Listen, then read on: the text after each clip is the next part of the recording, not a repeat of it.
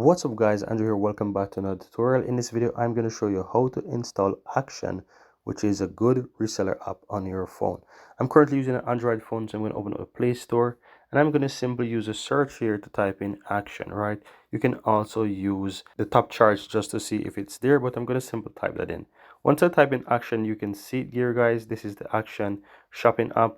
You can go ahead and you can install that application on your phone. Right, so you can tap on it and as you can see, the app has 4.3 ratings, right, over 15k reviews, over 10 million downloads, and it's pretty decent here. So I'm going to go ahead and install that, and I'm going to show you how to quickly set up your account.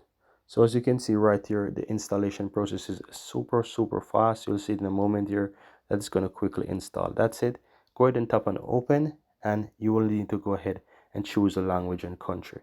Right, so here you want to go ahead and choose your country, and then from here you want to go ahead and choose a language. Right, so right here I'm going to go ahead and choose a country, and here it says if you're in a different country you can basically change it as well. Go ahead and click on next,